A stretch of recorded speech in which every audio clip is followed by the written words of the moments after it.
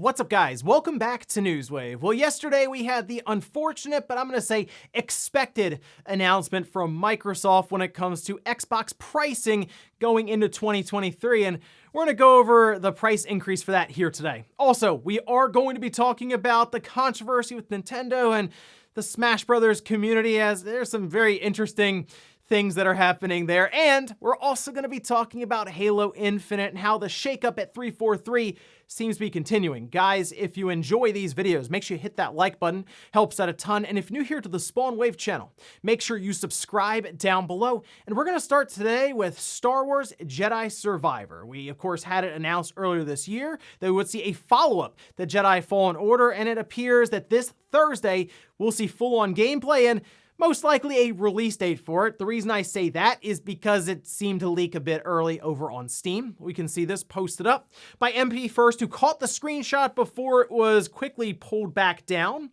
The Star Wars Jedi Survivor appears set for March 15th, 2023. So when it's announced on Thursday with gameplay and then the release date to close it out, we're about 3 months out from release, which that's exciting stuff there.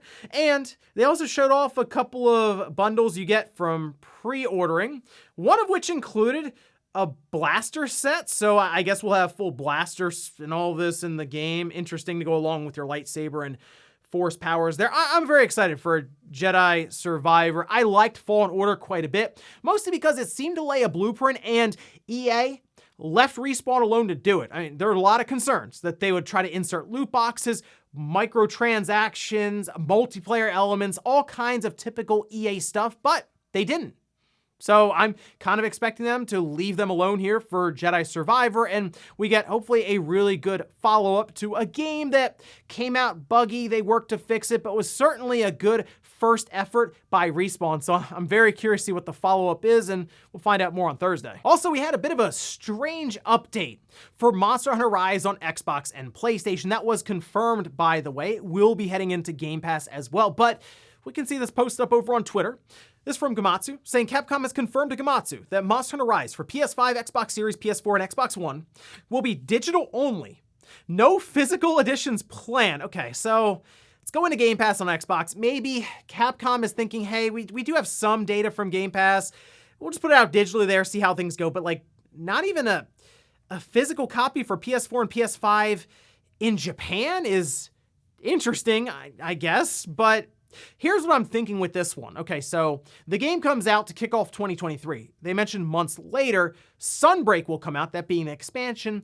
Maybe then towards the end of the year, they come out with a complete edition, and it's Rise and Sunbreak all in one Blu-ray.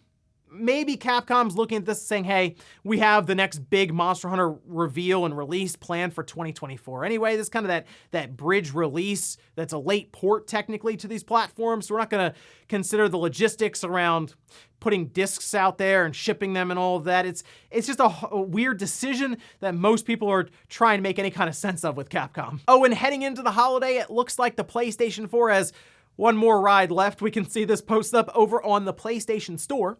This being the PlayStation 4 console Call of Duty Modern Warfare 2 bundle, coming in at a price of $340 with 1 terabyte of storage. I don't really know why you buy this instead of spending a bit more for a PS5. I guess it comes with Modern Warfare 2 on the system. If it's a younger gamer maybe, and they also want a Fortnite box, sure, that would work. It's pretty clear going into 2023 that Sony is done with support for the PS4, as Spider-Man 2, based on Insomniac's recent comments, won't have one of those weird things like Gran Turismo 7, where the PS4 logo all of a sudden appears in a trailer. So I guess you could pick this up for the holidays as a gift, but to me, you may as well spend a little extra, get the PS5, and have support for quite a bit longer going forward. And guys, with some of the quick news out of the way, let's get into the bigger stuff. Let's start right away with Microsoft and their Xbox game pricing, as it looks like heading into next year, they will be going up to $70. We can see this posted by IGN, where they say Microsoft raising prices on new first-party games built for Xbox Series X, S, to $70 in 2023. They also named some of the first that will see this price increase, that being Forza Motorsport, Redfall, and Starfield. Essentially games that we expect to be out in the first half to maybe first 3 quarters of 2023. This quote from Microsoft in response to IGN saying this price reflects the content scale and technical complexity of these titles. As with all games developed by our teams at Xbox, they will also be available with Game Pass the same day they launch. And if you've been watching Newswave for any length of time, even last month or so, this should not shock you at all. Phil Spencer essentially said, hey, heading into next year, we're going to think about pricing across the Xbox ecosystem, but we're not raising prices on consoles for holiday 2022. And we immediately honed in on software pricing going from $60 to $70. It made a lot of sense for them, considering it makes Game Pass look more valuable. I mean, technically it would be more valuable then, because instead of $60 games going there day one, those are $70 games going in day one. And also, if you think about it, I kind of feel that the $70 price conversation is sort of faded over the last couple of years. Basically, people have just gotten used to it. And if you look at the sales, it sort of reflects that. God of War Ragnarok broke records for the franchise, despite the PS5 version being $70, and it seems like the sales were skewed quite a bit in favor of that more expensive version. So in Microsoft's case, hey, we're just flowing with the mark here, moving these games up to $70. And I get it. Price or cost of developing games has gone up, but also the audience size has grown tremendously over the last decade or so, kind of the work to match that a bit, but also these games have found all kinds of other ways to monetize outside of that initial sticker price. I mean, some of the games that make the most money don't have a sticker price at all. They're just free to play. And I do believe that in 2 or 3 years, Nintendo will follow suit here, specifically when they launch their next generation platform, whether it's a Switch 2 or some other wacky Nintendo idea. You kind of look at this and say, oh, okay, so Redfall is more valuable than Legend of Zelda Tears of the Kingdom. Okay, good to know there, but that's sort of the path I think Nintendo will take at some point as well. Back with the $50 to $60 jump, it took Nintendo a bit longer. They had to launch the Wii U, and then they were on to the $60 price point. This also brings up a strategy that I'm sure Microsoft will follow through with, where this initial burst to $70 will get more people to sign up for Game Pass at the $15 a month pricing. And then probably a year from now, they'll raise that in price as well, whether it's 10%, 15%. I mean, we see these subscription services go up pretty consistently every couple of years, whether it's Netflix or Disney+. At this point, I think the conversation just comes down to what you find worth $70, because if you don't want it at launch, I mean, you can just kind of wait for a sale, as we see a lot of these games drop in price generally within its first year. We just talked about Cyber Monday and Black Friday deals, seeing games like Horizon Forbidden West falling below $40, and that was a $70 game to kick off 2022. But let me know what you guys think about this one down below. Were you expecting Microsoft to make this announcement now, maybe even ahead of the Game Awards? Maybe they're going to talk about a release date for one of these 3 titles, and they realized, oh wait, we're going to have pre-orders going live with that $70 price there. Next up, let's talk about the situation and controversy surrounding Smash World Tour, Nintendo, and Panda Global. Very, very quickly, Smash World Tour canceled their event to finish up 2022. It's going to be this massive $250,000 pot. It's been basically building up over the last year or so, and they had to cancel it because Nintendo sent essentially a cease and desist or threatening notice that there would be problems if they ran this because they're not officially licensed. I did a whole video on this. You can check that out there. But we did have some updates to this situation as it has continued to accelerate for last couple of days. We did have at least a response from Panda Global. We can see this over on Twitter, and it's a large wall of text. I'll save you some time. They didn't really say much of anything here. They said that they were surprised to see the announcement of the Smash World Tour Championships cancellation, as well as confirming that there was some sort of issue or altercation with them and BTS that they, according to them, quickly worked to rectify the situation. But from there, after what was not a great response or explanation, we can see this from Event Hubs, where they say over 80% of Panda Global's sponsored fighting game team appears to have resigned so far. I mean, this was a day after that wall of text from Panda Global was released, and many pro Smash players just saying, you know, I'm going to go ahead and resign. I'm not going to participate in the Panda Global event at all. And when you get to a position where no one's showing up, you don't really have much of a choice other than to postpone it, which we can see this response from Panda Global after all this started happening, saying Panda has heard the concerns of the Smash community and is taking immediate action. Alan is no longer CEO effective immediately. In the interim, Panda employees are working with outside advisors to form a temporary interim management committee, the IMC, to act as CEO to navigate the critical time. The identities of those in the IMC will not be made public at this time due to concerns over harassment and safety. Additionally, due to security concerns for our staff and contractors, the Panda Cup finale is postponed. The IMC will work to issue refunds to all those who registered in the coming weeks. They did mention Alan here, which he also put out a response over on Twitter, just mentioning I've stepped down as CEO of Panda to protect the safety and well-being of the team. And he says his statement with evidence is coming. Couple bullet points here. SWT lied.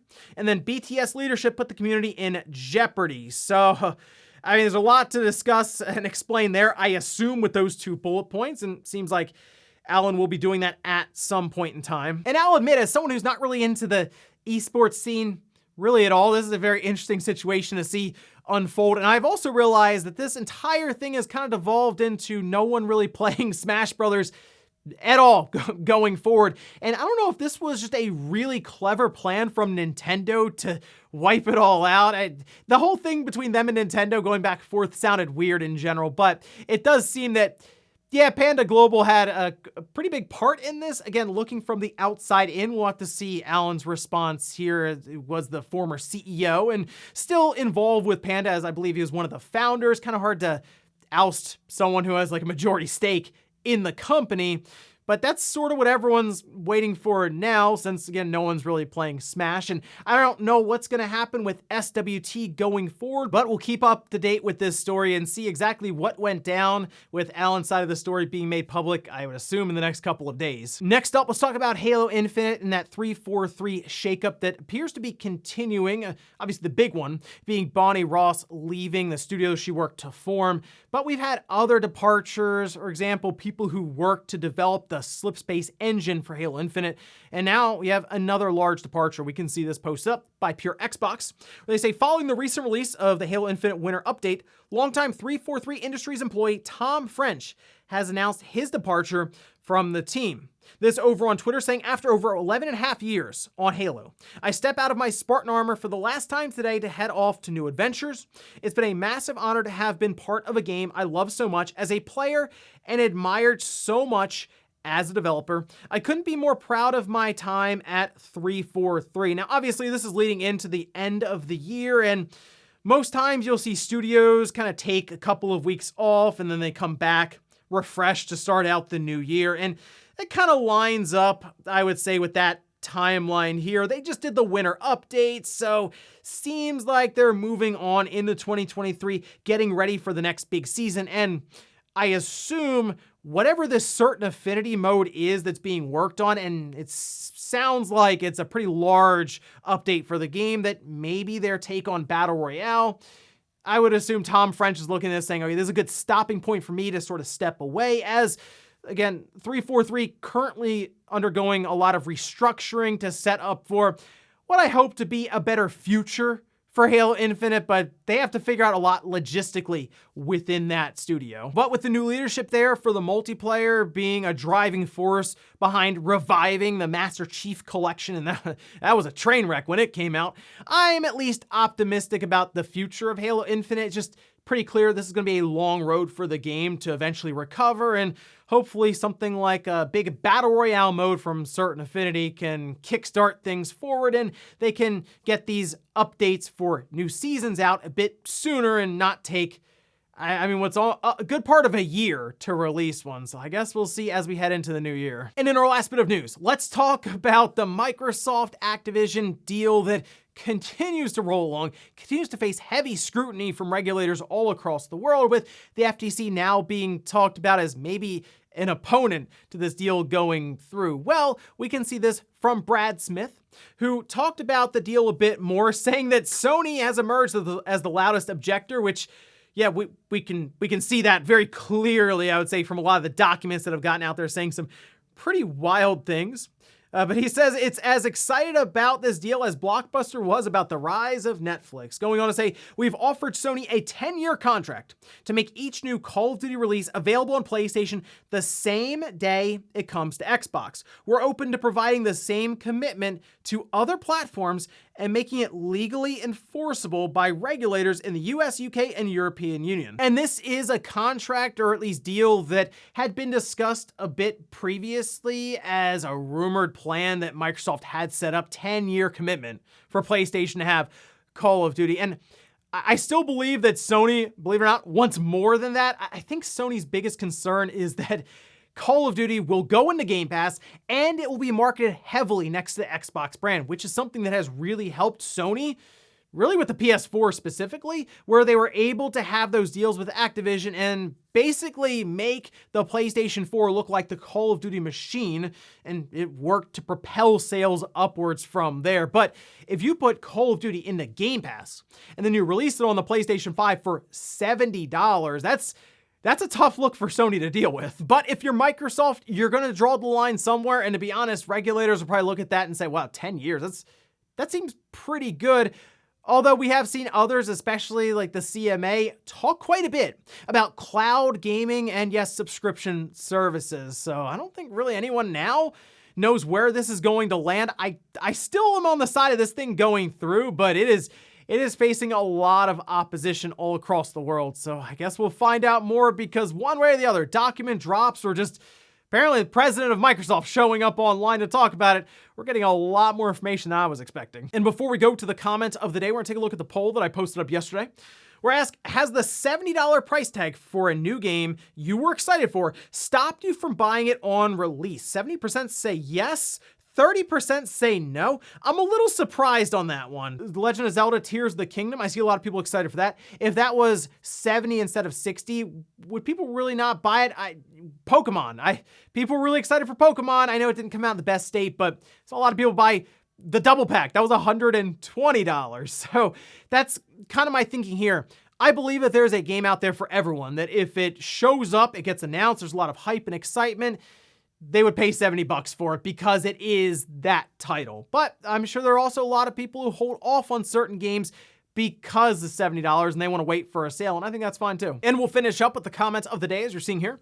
This is from Battle Powered, saying the real reason the 4080 isn't selling is because Nvidia priced them way too high, and for the first time, consumers are voting with their wallets. Some physical retailers have an overstock of the 4080. Yeah, I think overconfidence definitely played a part here with Nvidia, basically thinking, oh, we can put whatever price we want on this thing and people will buy it. Not necessarily, as we're seeing right now with the 4080. They also, I feel like, didn't give us enough reason to upgrade to the 4080, especially if you were someone who found a 3080, even though it may have been priced up because of the secondhand market. The 3080 is still a very good card. If you have a 1440p monitor, which seems to be the monitor resolution that a lot of people are preferring right now, that paired with G-Sync might be up over 80, 90 frames per second. And you're like, is it worth $1,200, $1,300, $1,400 again in the secondhand market to go up to over 100 frames per second at this? Not really. DLSS 3.0, I don't think moved the needle as much as Nvidia was thinking. And now they're kind of paying the price for that overconfidence and that high price. I saw some places, they're even lowering the price of the 4080. They pulled the plug on the other 4080 variant that was clearly a 4070. So yeah, things are not going that well for Nvidia with their recent launch. And ladies and gentlemen, that's gonna do it here for Newswave. If you enjoyed this video, guys, hit that like button. If not, hit the dislike. Leave comments down below about everything we talked about here today, whether it's Microsoft raising the price of these Xbox Series games heading into 2023 from $60 to $70. And then also, what about the situation with Nintendo, Smash, Panda Global, SWT? Do you think they eventually figure out some sort of resolution here heading into 2023? Thanks guys for watching, and I'll see you next time.